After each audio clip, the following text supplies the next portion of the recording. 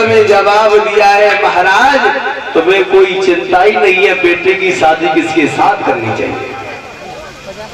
रेवता कहने लगे आज ही दरबार में जाके इस बात के बारे में फैसला करेंगे।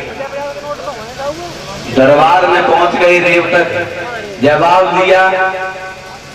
दरबार में बैठे हुए जितने भी हमारे सज्जन पुरुष है हमारी बात को सुनिए और समझें। आप लोग बड़े होशियार और समझदार हो, हम अपनी बुद्धि से कोई फैसला नहीं करेंगे। अपनी अपनी बुद्धि से कोई ऐसा लड़का बताओ जिसका चरित्र साफ हो, देखने में सुंदर हो, समाज में जिसका सम्मान हो रहा हो। एक खड़ा हो गया, महाराज की जय हो। क्या मैं भी अपने मन की कुछ कह सकता हूं? बोलो बोलो, बिल्कुल बोलो। हमारे दरबार में कोई छोटा बड़ा नहीं है, सबको बराबर बोलने का कहो। महाराज सबको छोड़ के रेवती की शादी अगर द्वारिकाधीश भगवान कन्हैया है ना, उनके बड़े भैया बलराम है, उनके साथ हो जाए तो कैसी रहेगी? बोले बेटा तूने तो मेरे मुंह की बातें छीन ली, यही तो हम कहना चाहते थे। हो गया फैसला, जाओ नाई और पंडित जी को भेज दो, द्वारका में बलराम के लिए लगन और टीका चढ़ा दिया जाए।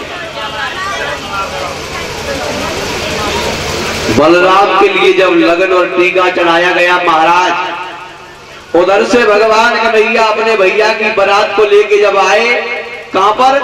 अरुणत नगरी में। ध्यान देना माताओ, इधर जब रेवती श्रृंगार कर रही हैं, सभी संग की सहेलियां सजा रही हैं। बारात पहुंच गई अरुणत नगरी में, लेकिन परीक्षित महाराज भगवान कन्हैया सोचने लगे कि चलो पहले अपनी भाभी को देख के आते, भाभी कहां है। और श्याम सुंदर पहुंच गए कहां? जहां भाभी सज रही थी, रेवती सज रही थी। और जो रेवती की लंबाई देखी कन्हैया ने, सोई असर लगे हाल अब हो गई शादी, क्योंकि भाभी इतनी लंबी है, कब कमरा में जीना घुस गए हैं, कब गाड़ी के अंदर जीना जा पाए हैं, शादी कैसी हो? सोच रहे हैं कन्हैया।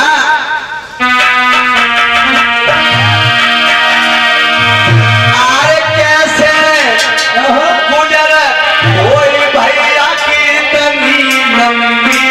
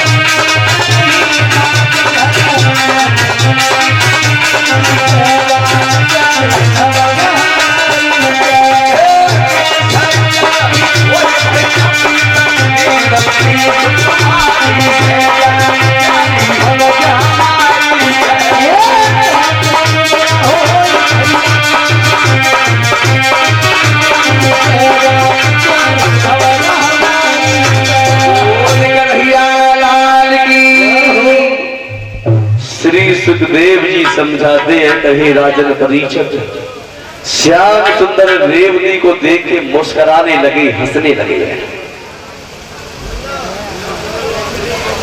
श्याम सुंदर जब हंसे तो तब तक नारद जी आ गए, कहने लगे कन्हैया क्यों हंस रहे हो?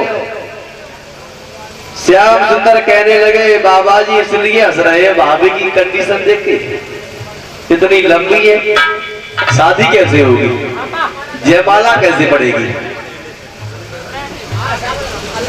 तो श्री सुखदेव जी सावधान करते हैं कहीं राजन परिचय।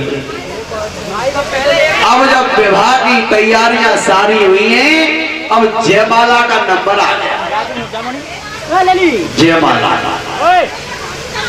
रेवती बलराम जहां खड़े थे, रेवती माला लिए खड़ी है डालने के लिए जयमाला। लेकिन माला पड़े तो पड़े कैसे, क्योंकि उनकी लंबाई 27.5 हाथ की थी, बलराम बहुत छोटे थे। अब देवता सोच रहे हैं कि अब शादी नहीं होगी, अब क्या करेगा। श्री सुखदेव जी समझाते हैं कहे राजन परीक्षित। उसी वक्त बलराम ने ऐसा किया कि उनके पास में हलमूसल था। हलमूसल क्या था परीक्षित महाराज, जानते होंगे हलमूसल? हाँ,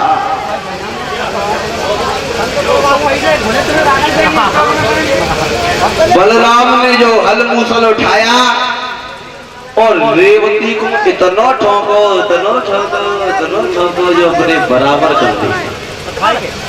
लिखा तो ये है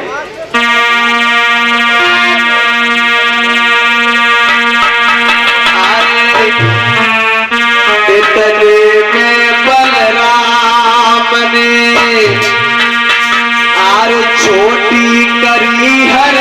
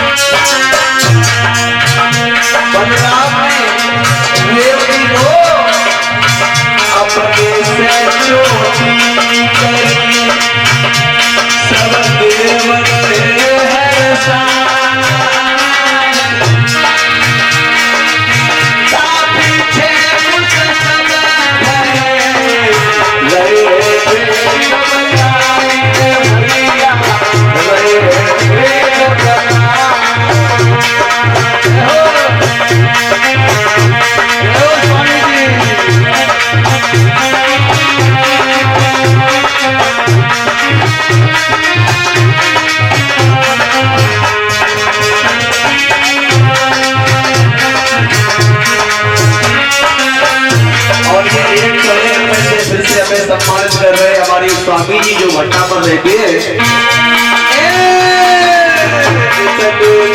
छोटी करी सब देव